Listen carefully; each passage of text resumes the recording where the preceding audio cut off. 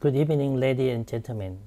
Today I'm here with great honor to present you a promising technology in recovery of spinal cord injury. Through the end of this session, I hope that you realize that this is really the right way to regain function for those who are disabled, not just in spinal cord injury, but also in stroke, traumatic brain injury, multiple sclerosis, and so on. For the whole 30-minute session, I will cover all about non-invasive spinal cord stimulation, recent evidence based about mechanism and pathway of transspinal magnetic stimulation and epidural electrical stimulation. What you won't miss about recovery of spinal cord injury is the mystery about central pattern generation.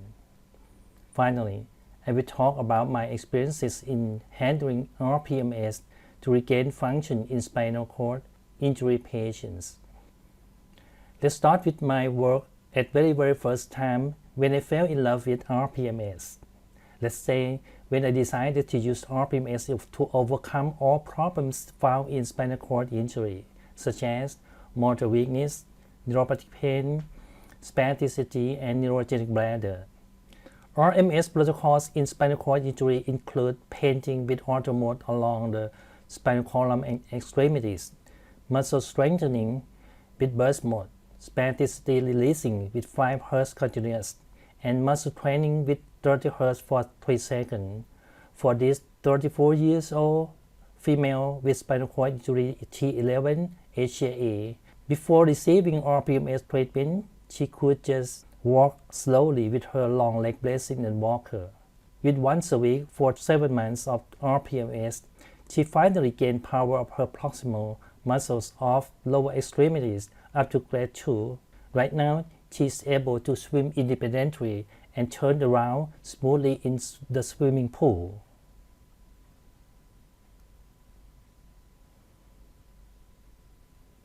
Now today we have just 2 kinds of non-invasive device that perform strong stimulation to spinal cord. One that is well known in the last decade is transcutaneous spinal cord electrical stimulation, successor following epidural electrical stimulation. The other one is transspinal magnetic stimulation that we will focus later on. A few months ago, Liu from China published this scientific study. It aimed to explore the effects of repetitive transspinal magnetic stimulation of different spinal cord segments on movement function and GAP43 and 5-HT expression in rats after acute spinal cord injury. 80 rats with T10 spinal cord injury received daily treatment with 5 Hz 1.5 Tesla for 8 weeks.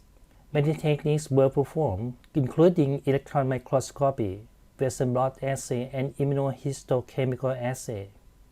The study suggests that repetitive transspinal magnetic stimulation can promote GAP43 and 5-HT expression and axonal regeneration in the spinal cord, which is beneficial to motor function recovery after acute spinal cord injury. Another scientific study from France, Fu study with 180 mice performed with several techniques. Magnetic stimulation treatment was applied at 10 Hz, 10 minutes per day during 14 days. They concluded that magnetic stimulation modulates the lesion scar by decreasing fibrosis and inflammation, increased proliferation of spinal cord stem cells, and also decreased demyelination, which contributes to axonal regrowth, neuronal survival, and locomotor recovery after spinal cord injury. One technique shown here is proteomic study. The number of proteins represent changes in biological function, such as decrease in apoptosis, increase in exon genesis. In conclusion, the study showed that repetitive transspinal magnetic stimulation treatment modulates spinal scar formation, enhances functional recovery, inhibits demyelination, and enhances neuronal survival and axonal regrowth, increases proliferation and modulates differentiation of spinal cord stem cells. All of this also become true with chronic condition in juvenile and aged mice. In the early year, In this study, 10 mice received 15 Hz of magnetic stimulation for 4 weeks over 9-week duration.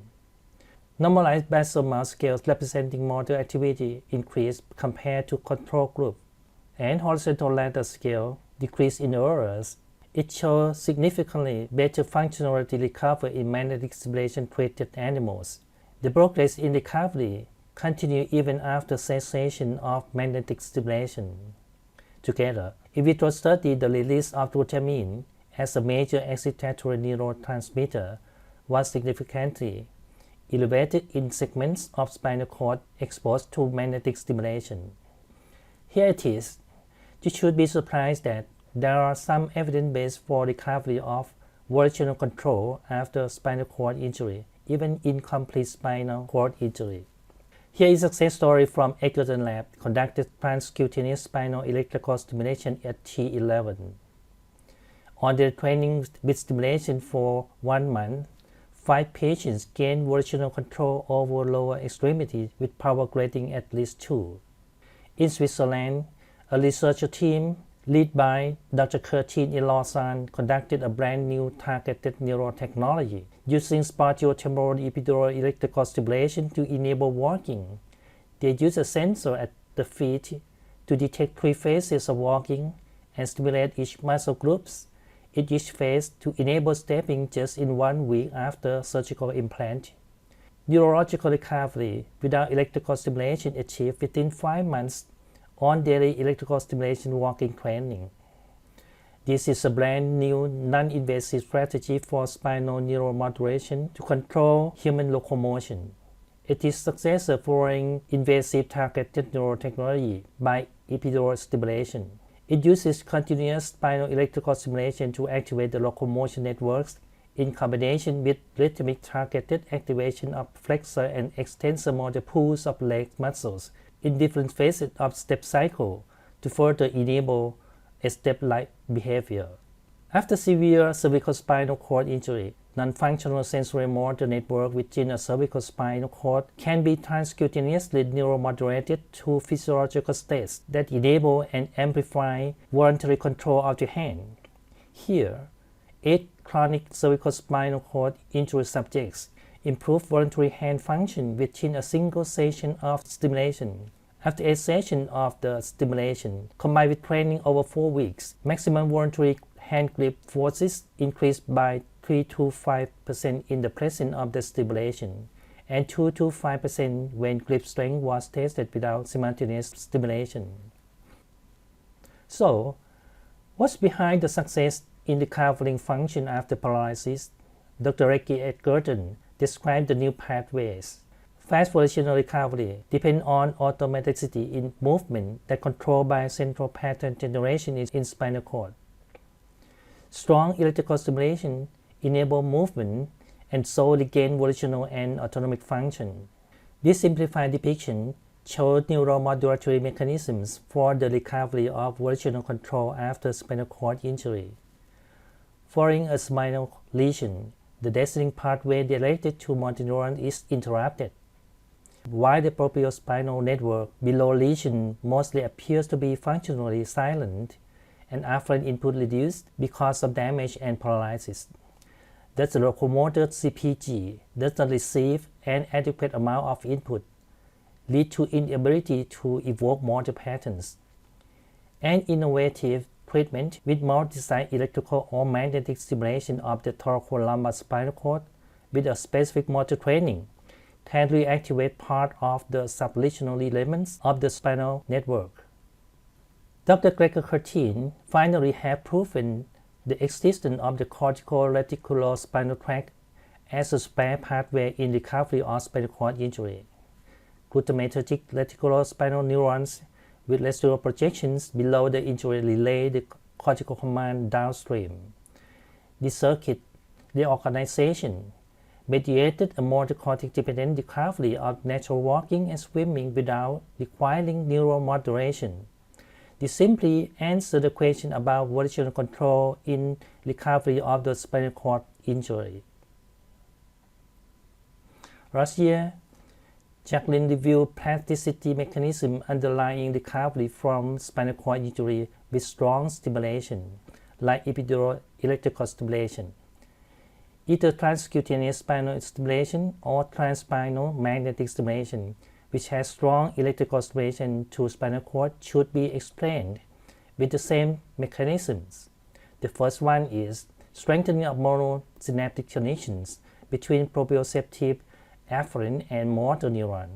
The second is the reorganization of the propriospinal circuitry around the lesion site and within the lumbar central pattern generator to promote rhythmic activity and high limb coordination. The third one is aiding learning of correct motor output with peripheral afferent input within interneural networks. This includes cortico-reticular spinal tract, as we mentioned before. For further understanding about the fact behind recovery in chronic complete spinal cord injury, may I introduce Dr. Weiss-Young's famous work. This paper, published in 2016 in Hong Kong trial with 8 patients, he failed to gain any function changes despite 2 of them have fiber bundles growing across the injury sites after umbilical cord blood mononuclear cell transplant. But in Kunming trial, all 20 patients received 3 to 6 months of intensive locomotor training. 15 out of 20 patients can walk 10 meters with rolling walker. 12 out of 20 patients did not need assistance for bladder or bowel management. The mystery of this amazing recovery is activation of the central generator for walking, micturition, and defecation, but only when womb receive intensive locomotor training. One thing that you should be surprised is that many spinal cord injury patients did not show improved motor scores despite recovery of ability to walk. Dr. Weiss-Young gave a short message in an online interview to rehabilitation doctors. He said that we need to bring the rehabilitation doctors away from negativity. Basically, the theory right now in rehabilitation is to teach patients to learn to live with what they have, to learn to live with disabilities.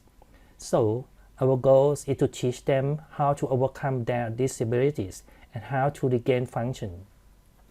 Let's introduce you about central pattern generator for locomotion. Katie Wilkinson summarized features of CPG control locomotion in animal. For basic motor pattern, supraspinal structure is not necessary. Rhythm is produced by neuronal circuits contained entirely within the spinal cord, and the spinal circuit can be activated by tonic designating signal from the brain. That means the designating signals do not contain the rhythmic pattern that they evoke in the spinal cord. And the spinal CPG network do not require sensory input, but actually are strongly regulated by their input. Even though study of CPG in animals is over 100 years, but study in humans accepting the same features is not more than 2 decades. Peggy Mason from University of Chicago redraw a brand new diagram of original motor control in her book.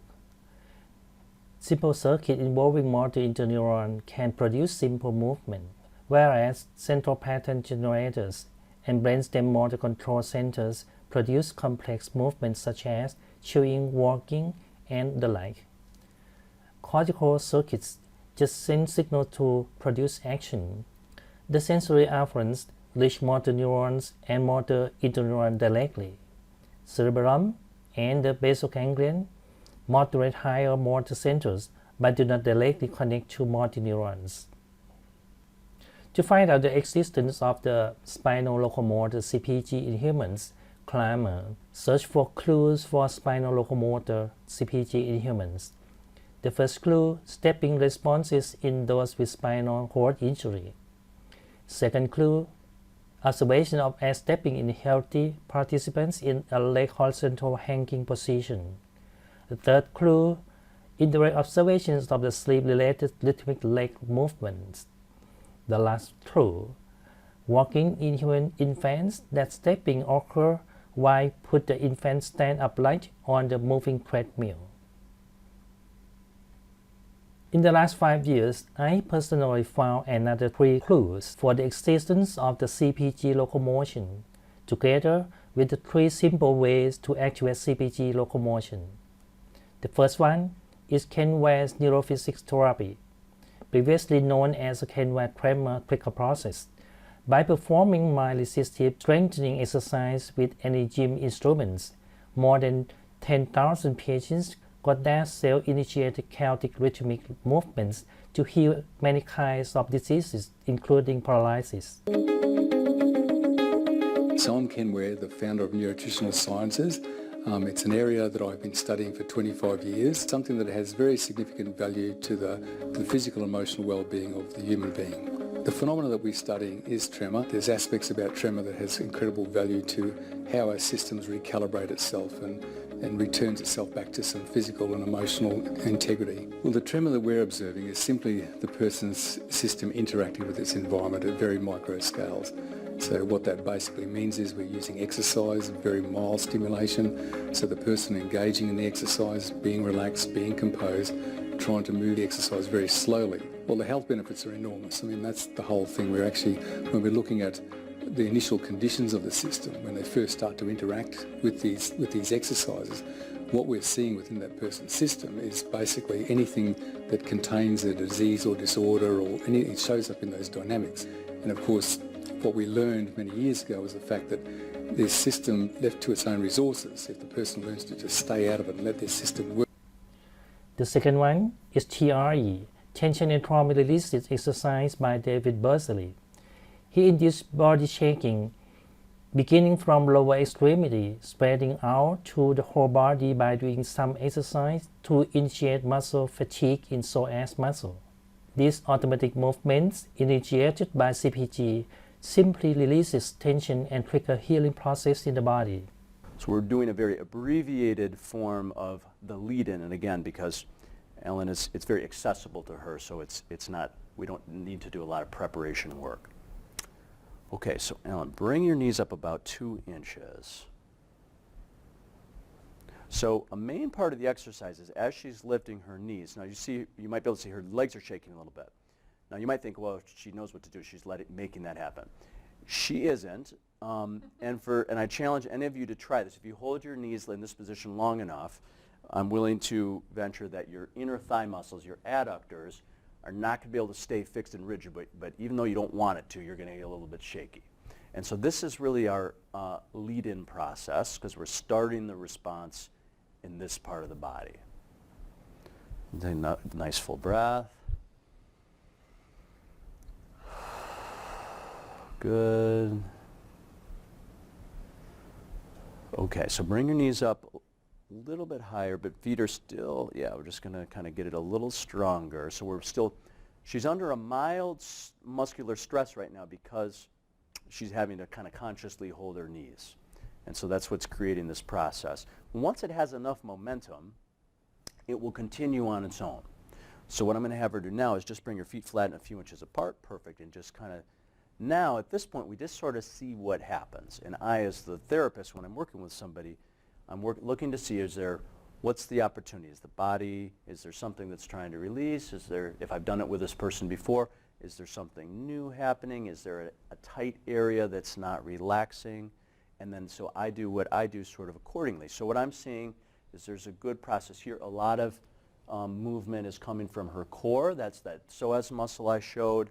There's a little bit of tension higher in her body, and her arms seem sort of a little bit stiff. So I know that her upper back is... The last one, Yanxin Qigong, a traditional Chinese Qigong conducted by Grandmaster Yanxin. This is an ancient method of healing and fitness. Automatic movements occur in meditation manner. Some of the audiences who attended learning course with Yanxin were inducted to do involuntary movements activated by CPG.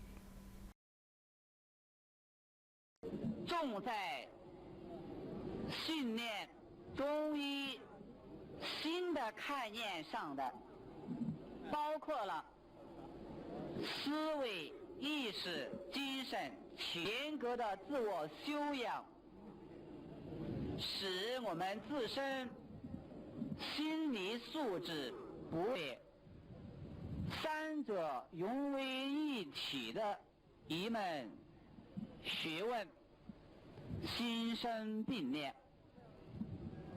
所谓性命双修，重点指的是中国气功传统气功的主要内容特点。我国传统气功，特别是道家功，它非常主张性命双修。它主要指的是通过平常对心性秉。 In my practices, CPG is a target to be activated for locomotion training. I move our PMS machine around to stimulate CPG at L1 spine. The lady got C3 incomplete spinal cord injury HAD. She almost lost all of her sensory below lesion while she can walk smoothly. She said that she never thought she can still get better on walking until she was stimulating L1 CPG with RPMS while walking. ต้องยิ้มก่อนนะ ไม่ต้องเกรงนะ ได้เลยมันเดินดีขึ้นจริงๆ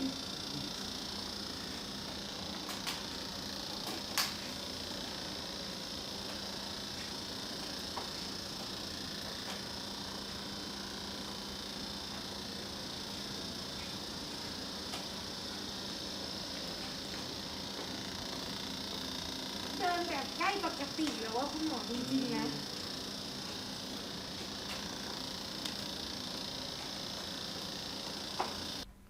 The young guy suffered from T6 spinal cord injury completely.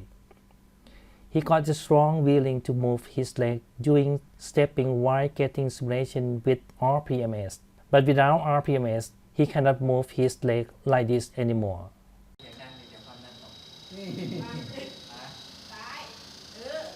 ซ้ายขวาซ้ายขวาซ้ายขวาซ้ายขวาซ้ายเยี่ยมสวยขวาซ้ายขวาซ้ายขวาซ้ายเยี่ยมใครยังมองภาพออกไหม We talk a lot about locomotion in spinal cord injury. What about recovery of secondary health conditions in spinal cord injury? Here is the first paper, conducted RPMS for conditioning expiratory muscles in patients with spinal cord injury. 8 men with tetraplegia were delivered 20 Hz magnetic stimulation at T1 to T11. Maximal expired pressure and lung volume all increased, suggesting a 4-week protocol of functional magnetic stimulation of expiratory muscles improves voluntary expiratory muscle strength significantly.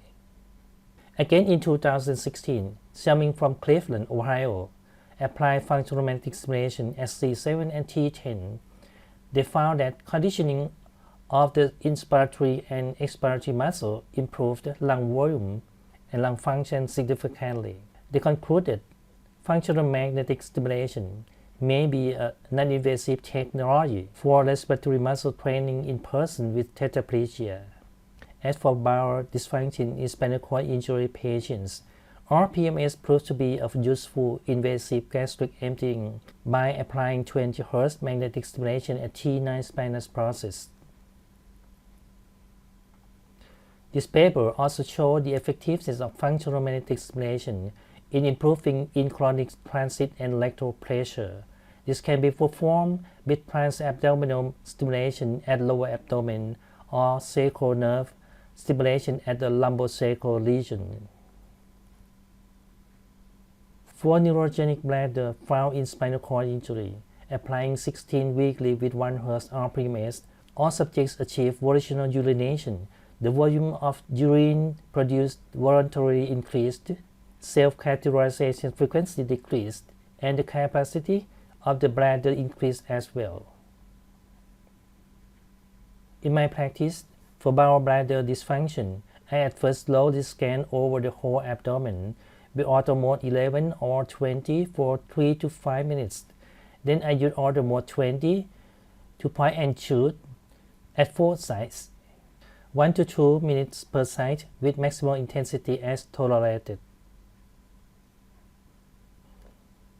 For the course of treatment, twice a week of treatment is preferable, but we need at least once a week. Total cost of treatment depends on improvement of gallbladder function.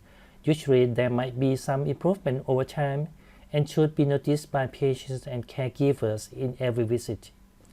The duration and intensity of treatment should be adjusted in each session as needed. I try to show you motor training with 30 Hz 3-second protocol. This is Miss May, previous international jewelry model in Thailand. She has recovered some degree of her proximal leg muscle after 2 years of T12 spinal cord injury. While giving moderate stimulation to her leg, she also actively moved her stimulated muscles to induce the plasticity.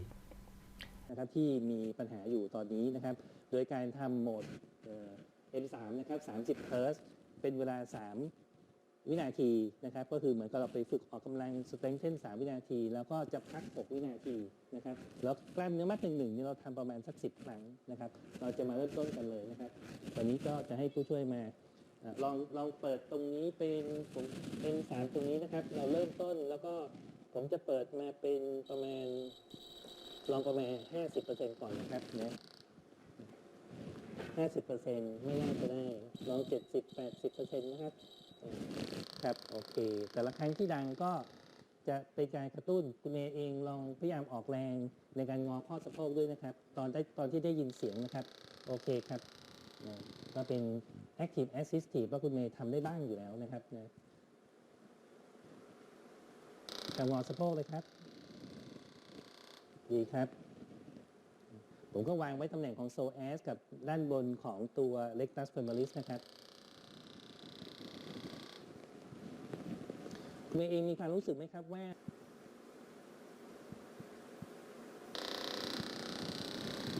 โอเคครับผมทำตรงนี้ประมาณ10 ครั้งแล้วก็เดี๋ยวจากนี้ผมจะทำเองแล้วนะครับโดยการกระตุ้นตัว hip adductor นะครับให้หดเข้ามาข้างในนะครับลองดูนะครับผมจับกลางไว้แล้วก็เราจะหดขาเข้าข้างในนะครับหนีบขาเข้าอย่างนี้ครับ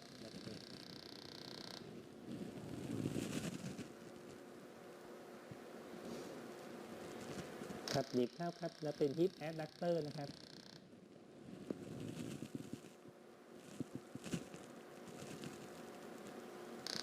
หนีบเข้าครับ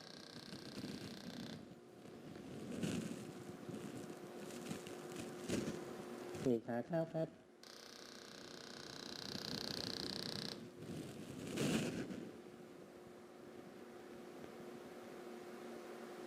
หนีบขาเข้าครับ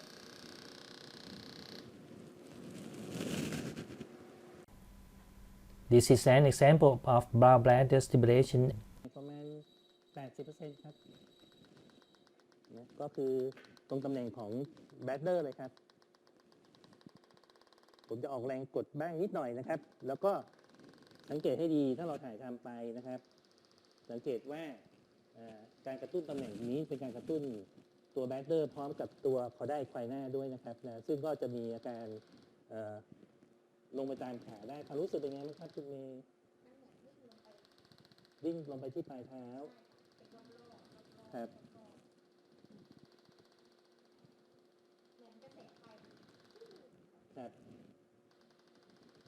For take-home messages, volitional recovery of the spinal cord injury is now proven to be true.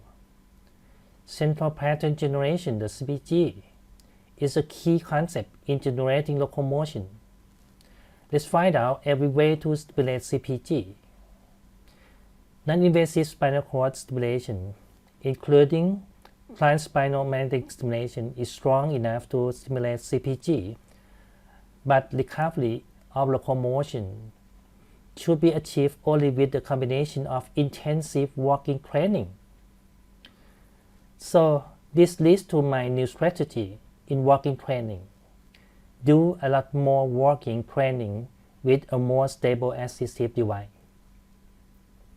Other than locomotion, PMS also promote recovery of all secondary health conditions in spinal cord injury, such as respiratory muscle weakness, bowel bladder dysfunction, and even sexual dysfunction. Thank you for your attention.